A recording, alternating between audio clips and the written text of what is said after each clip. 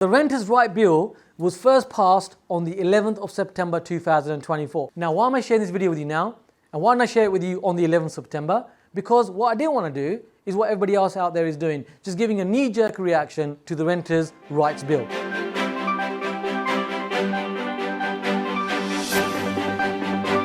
What I've done is I've outlined the specific points that are most relevant for you. So let's discuss these right now. The first one that's really going to impact all of us is the Decent Homes Standard. The Decent Homes Standards has come in for large registered providers. So for example, housing associations, they already have this. What is actually happening is this is now being extended to the private rented sector. So that's you and me, of course. What the government are doing are bringing in a new property ombudsman who is actually going to be checking in to make sure that the minimum housing standards are met, just like the large registered providers. So the housing associations and so on, they already have this.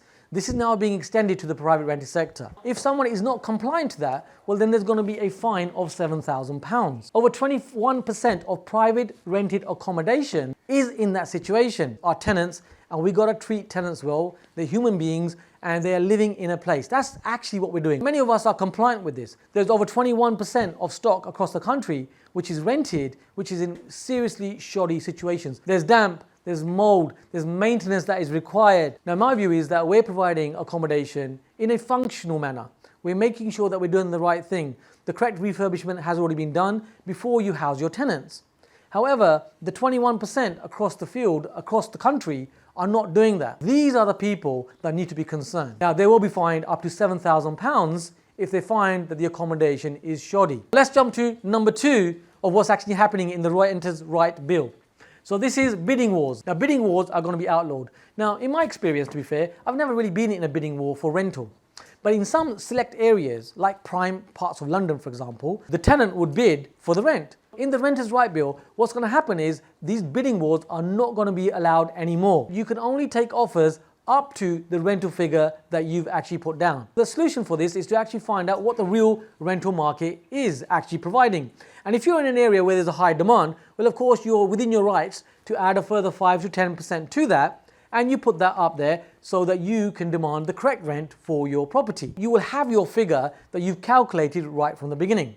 Number 3 is that the rental increase restrictions are going to start to apply. There won't be any rent caps in this new bill. There will be restrictions on how much you can increase your rent by. So if you've got a property where you're increasing the rent every 6 months, that's not going to be allowed anymore because you will only be able to increase the rent once a year. We don't do that anyway. We'll look at an increase once a year. I used to increase my tenants' rents only once every 3 years. Now we made it yearly. Who this applies to is people that were really taking advantage of these tenants. If your rental increase is within the rental increase of the market, that's absolutely fine. If your rent increases by 3 or 5 or 7 or 9% as inflation increases, well, you're within your rights to increase that because your costs will also be incurred and your rent should be rising as well. This is more to stop people increasing the rents by 50% and those kind of figures. You can use Rightmove and Open Rent to actually check properties that have been rented currently, recently. So you can actually assess what the true market rent is. Another thing that's coming in the Renters' Right Bill is that your tenants will be allowed to have pets. Now this was actually in the Conservative manifesto as well. However, Labour have made it even more specific. So if your tenant moves in, within 28 days of giving you notice for a pet, they will be allowed to have a pet. Keep in mind, if the tenant does want a pet, well then, you can always get pet insurance.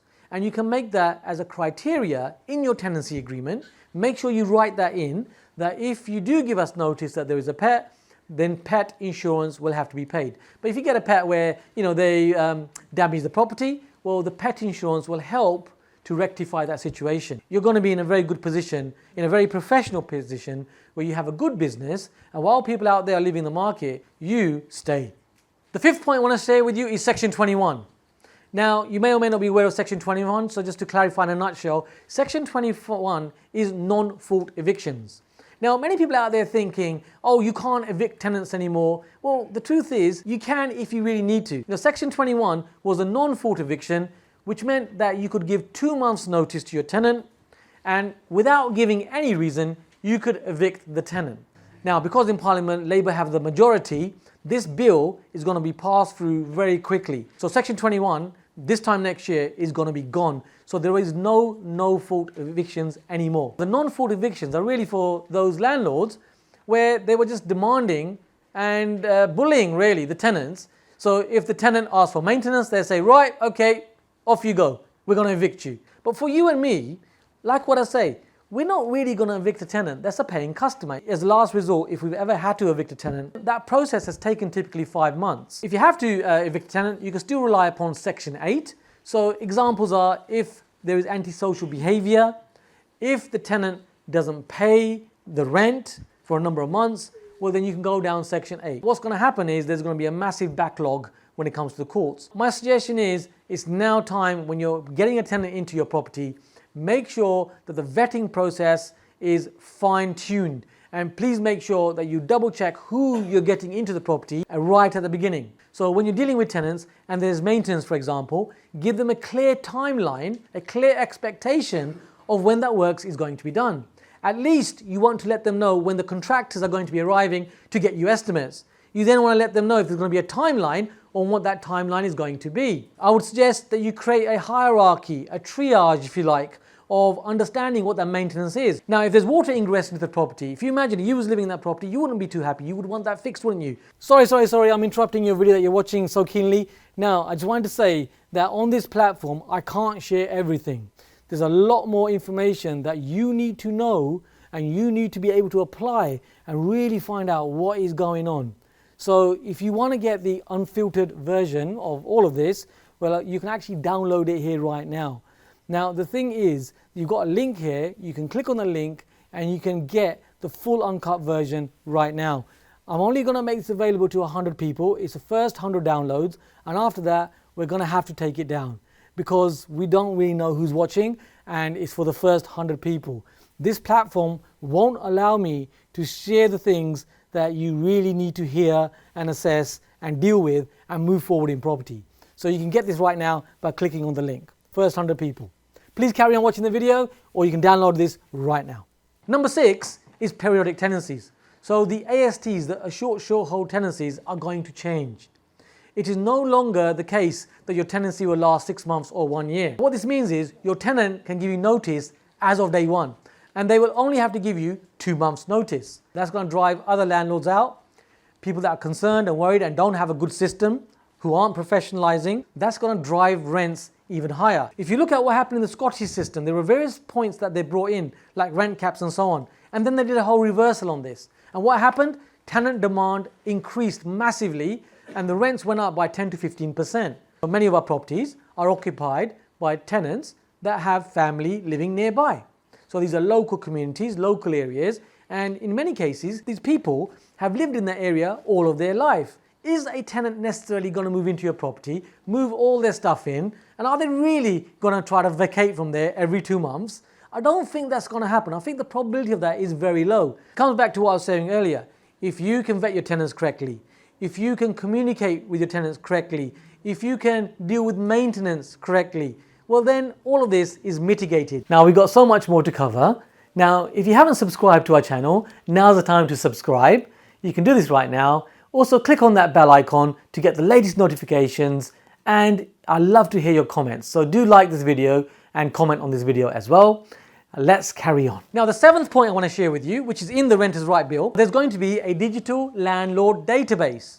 Now it's not confirmed whether that's going to be public information or whether that will be private information held by the councils, for example. However, there is going to be a register. People that are non-compliant, people that have bad properties, they're not looking after their tenants, all that stuff, they are going. And this database is going to out them. Some of this is already happening. So for example, if you are in licensed areas where there's selective licensing, this is already there with the councils. It just means that it's now going to be extended countrywide, and it will be a requirement and mandatory. So actually, that's not a bad thing. That actually serves you better, because if you're doing a reasonable quality job, you're going to be good. Number 8 is you cannot discriminate against your tenants. If somebody was doing that, they can't do that anymore.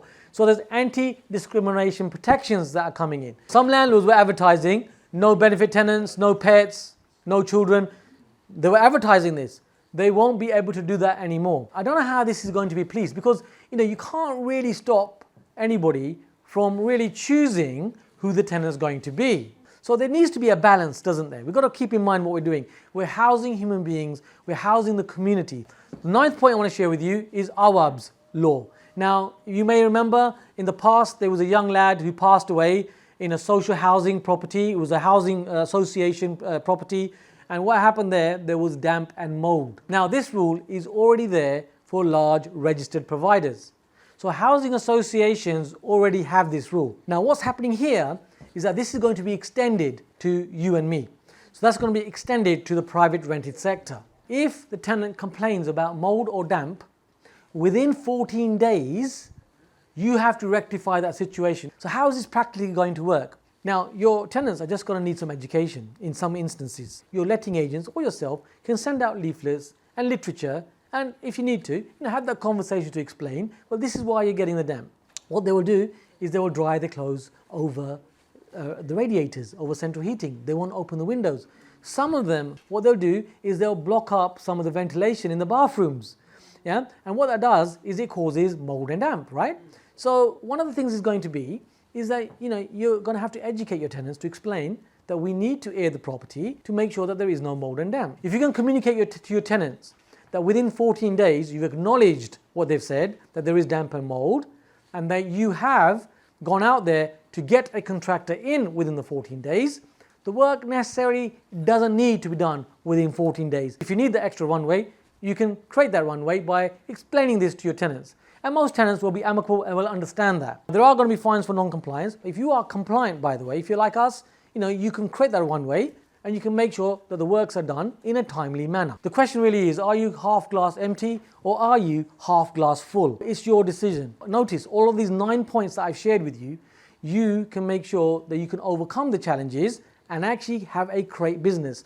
Be aware of what's coming up next so that you can be half glass full.